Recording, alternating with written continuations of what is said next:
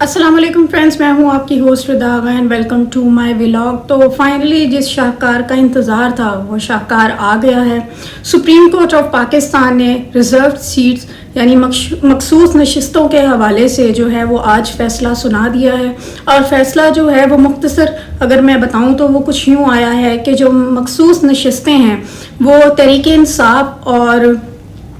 ساتھ ہی ساتھ جو سنی اتحاد کونسل ہے اس کی بجائے دیگر جماعتوں میں مال غنیمت کے طور پر تقسیم کی جائیں گی۔ دیگر جماعتیں جیسا کہ ہم جانتے ہیں مسلم لیگ نون اور پیپلز پارٹی اور جتنی بھی باقی جماعتیں ہیں ان میں ان مخصوص نشستوں کو برابر تقسیم کر دیا جائے گا۔ یعنی کہ ایک بار پھر سے پاکستان کے عدالتی نظام نے یہ چیز ثابت کی ہے، اس پر مہر لگا دی ہے کہ کسی بھی صورت عوامی رائے اور عوامی شعور جو ہے اس کو ایکسیپٹ نہیں کیا جائے گا۔ عدالتوں نے اس سارے سینیریو میں جو بھی ایک شرمناک رول پلے کیا وہ ہم دیکھتے رہے، جس طرح سے فیصلے جو ہیں وہ موجودہ حکومت جو رجیم چینج کے نتیجے میں سامنے آئی ہے اور لوگوں پر ان کی مرضی کے خلاف مسلط کی گئی ہے، عدالتوں نے ان کا ساتھ دینے میں ایک نہایت ہی اہم کردار ادا کیا ہے۔ مختصراً یہ کہ یہ جو فیصلہ آج ریزرو سیٹس کے حوالے سے آیا ہے، یہ فیصلہ پاکستان کی عدالتی تاریخ میں بہت ہی سیاہ حروف میں لکھا جائے گا اور اسے پاکستان کے لیے ایک شرمندگی محسوس کیا جائے گا۔ ہم جانتے ہیں کہ جس طرح سے سابق وزیر اعظم عمران خان صاحب کو حکومت سے ہٹایا گیا، ایک رجیم چینج کے نتیجے میں ایک اچھی بھلی چلتی حکومت کو جو ہے وہ برطرف کیا گیا اور ان لوگوں کو لا کر مسلط کر دیا گیا جو کسی بھی صورت عوام میں مقبول نہیں۔ یہ بات میں صرف ایک اپنی پسندیدگی یا ناپسندیدگی کی بنیاد پر نہیں کہہ رہی، ہم نے دیکھا کہ کس طرح سے الیکشن چوری کیا گیا، لوگوں کے ووٹ جو ہیں انہیں کس طرح سے دوسری جو پارٹی ہے ان کے حوالے کیا گیا، اور اس سارے کے سارے سینیریو میں جو موجودہ گورنمنٹ کے لوگ ہیں جو اس وقت جو ہیں پاکستان کے کرتا دھرتا کے مالک ہیں، انہوں نے کس طرح سے ووٹ کو عزت دو کا نعرہ لگایا اور اس کے بعد اسی عوام کے ووٹ کی اس طرح سے تذلیل کی۔ اب تک ہم جانتے ہیں کہ پی ٹی آئی کی جو ساری کی ساری لیڈرشپ ہے، مین لیڈرشپ جو ہے، وہ لوگ جن پر تکیہ کیا جا سکتا ہے، جن پر اعتبار کیا جا سکتا ہے، وہ سب کے سب جیل میں ہیں۔ عمران خان صاحب سے ملاقاتیں جو ہیں وہ نہیں ہونے دی جا رہی، جس طرح کے پی کے میں عمران خان صاحب کی اجازت کے بغیر ہی بجٹ منظور کر لیا گیا، کیونکہ ابھی کافی دن موجود تھے، لیکن اس کے باوجود بھی علی امین گنڈا پور صاحب نے خیبر پختونخوا کی جو صوبائی حکومت ہے انہوں نے اس بجٹ کو قبول کر لیا، یعنی اور اس کے بعد علیمہ خانم صاحبہ جو عمران خان صاحب کی بہن ہیں ان کا یہ کہنا کہ عمران خان صاحب کو مائنس ہی کر دیا گیا ہے۔ یہ سب کی سب باتیں جو ہیں وہ لگ رہا ہے جیسے کہ کسی ایک بہت ہی سانے کو آواز دے رہی ہیں، کیونکہ ہم نے بنگلہ دیش میں بھی دیکھا کہ کس طرح سے جب عوام کے برداشت سے سب چیزیں باہر ہو گئیں تو عوام اپنا حق لینے کے لیے سڑکوں پر نکل آئے۔ پہلے ہی پاکستان جو ہے وہ اس رجیم چینج کے بعد بہت پیچھے جا چکا ہے، معاشی لحاظ سے بھی، اخلاقی لحاظ سے بھی، یعنی کہ ہر لحاظ سے پاکستان جو ہے وہ پیچھے کی طرف جاتا ہی نظر آ رہا ہے۔ ظاہر ہے جب ملکوں میں رول آف لا نہیں ہوگا، عوام کے ووٹ کی جو ہے عزت نہیں کی جائے گی، عوام کو فوقیت نہیں دی جائے گی، عوام کے جو بنیادی حق ہیں وہ ان سے چھینے جائیں گے، تو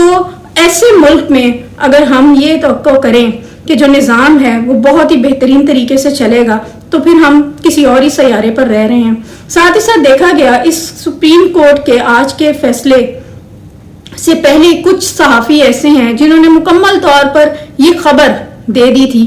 کہ جی فیصلہ اسی طرح آئے گا، پی ٹی آئی کو یہ نشستیں نہیں ملیں گی۔ تو دیکھا جائے تو اگر صحافی اس قدر قابل ہو چکے ہیں تو پھر جو عدالتوں میں ججز موجود ہیں ان کو اب مہینوں کی اتنی تنخواہیں دے رہے ہیں، ان کو ہٹا کر ان صحافیوں کو ہی ان عدالتوں میں بٹھا دیا جائے۔ صحافیوں کے کہنے کے عین مطابق فیصلہ کا آنا، صحافیوں کو پہلے سے ہی ان چیزوں کا جو ہے وہ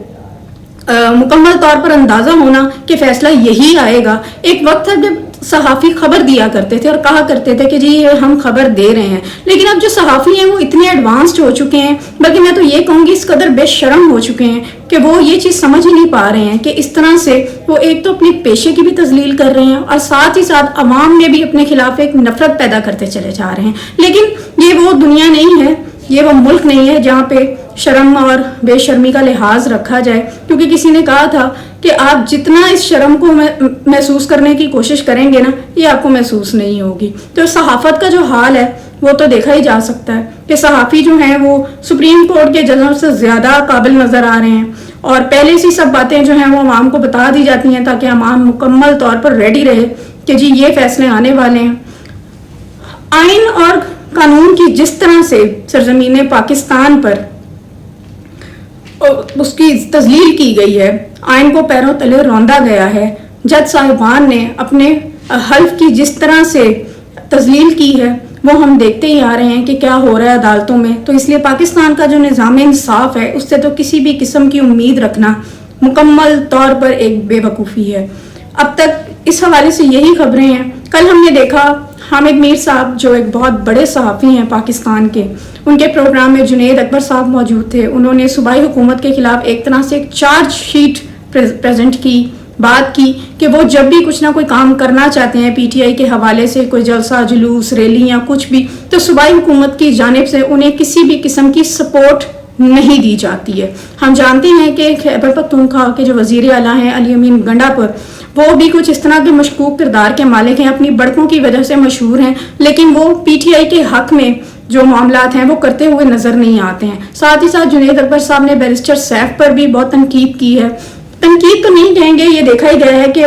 واحد بیرسٹر سیف ہی ہیں جو بالکل دھڑلے کے ساتھ عمران خان صاحب سے ملاقات کرنے کے لیے چلے جاتے ہیں، اور باقی ایون کہ ان کی بہنوں کو بھی ملاقات آسانی سے نہیں کرنے دی جاتی، وکلا سے نہیں ملنے دیا جاتا، صحافی وہاں تک نہیں پہنچ سکتے، لیکن بیرسٹر سیف جو ہیں ان کے لیے اڈیالہ کے دروازے جو ہیں وہ لگتا ہے 24 گھنٹے ہی کھلے رہتے ہیں۔ اس پر بیرسٹر سیف کا بھی ایک موقف سامنے آیا، ان کا کہنا ہے کہ مجھے اس لیے ملاقات کرنے دی جاتی ہے کیونکہ مجھ پر اعتبار کیا جاتا ہے۔ تو بیرسٹر سیف پر کس کا اعتبار ہے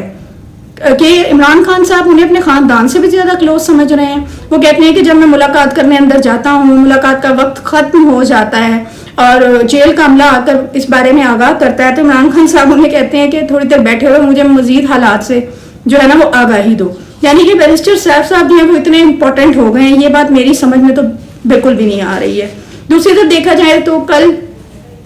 ایرانی سپریم لیڈر آیت اللہ خامنائی 12 دن کی جو جنگ تھی اس میں وہ کہیں خفیہ مقام پر چھپے ہوئے تھے کیونکہ ان کو قتل کرنے کی جو دھمکیاں ہیں وہ امریکہ اور اسرائیل کی جانب سے دی جا رہی تھیں۔ تو کل انہوں نے اپنی قوم سے براہ راست خطاب کیا ہے، اپنی قوم کو ایران اسرائیل کے درمیان جو 12 دن کی جنگ تھی اس پر فتح کی مبارکباد دی ہے۔ ساتھ ہی ساتھ آیت اللہ خامنائی نے یہ چیز مکمل طور پر واضح کر دی ہے کہ وہ کسی بھی صورت اپنے نیوکلیئر پروگرام پر کسی بھی طرح کا کمپرومائز نہیں کرے گا، اور ساتھ ہی ساتھ ایران کی جو خود مختاری ہے اس حوالے سے بھی انہوں نے بات کی ہے کہ وہ امریکہ کو کسی صورت جو ہے وہ اس طرح کے اپنے پرسنل اپنے ملکی معاملات پر جو ہے قابض نہیں ہونے دیں گے۔ اور انہوں نے یہ بھی واضح کیا ہے کہ ایران مکمل طور پر جو ہے وہ اسرائیل سے یہ جنگ جیت چکا تھا۔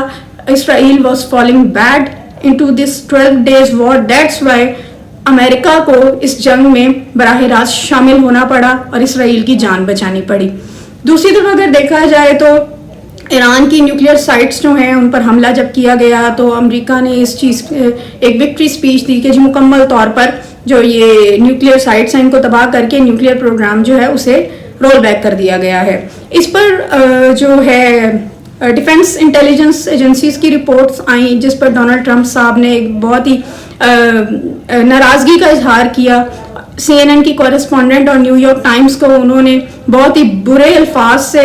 نوازا اور ساتھ ساتھ کہا جی کہ اس طرح کے کورسپونڈنٹس کو جو ہے وہ چینل کو چاہیے کہ کتے کی طرح باہر نکال دیں، جس پر سی این این نے ایک بڑا سٹینڈ لیا اور کہا کہ یہ ابتدائی رپورٹ تھی جسے ہم نے شیئر کیا ہے، لیکن اس طرح سے ایک صحافی کے حوالے سے بات کرنا جو ہے وہ بالکل ٹھیک نہیں ہے اور وہ بالکل اپنی اس خاتون صحافی کے ساتھ کھڑے ہوئے ہیں۔ دوسری طرف دیکھا جائے تو اب تک یہی بحث ایران اور امریکہ کے درمیان چل رہی ہے، کیونکہ ایران جو ہے وہ مکمل طور پر امریکہ کے جو موقف ہے اس کی تردید کر رہا ہے۔ اب تک کے لیے فی الحال خبریں اتنی ہیں، اب دیکھتے ہیں کہ 26ویں آئینی ترمیم کے جو ثمرات ہیں حاصل کرنے کے بعد پاکستان میں حالات کس طرف جاتے ہیں۔ تب تک کے لیے اللہ حافظ۔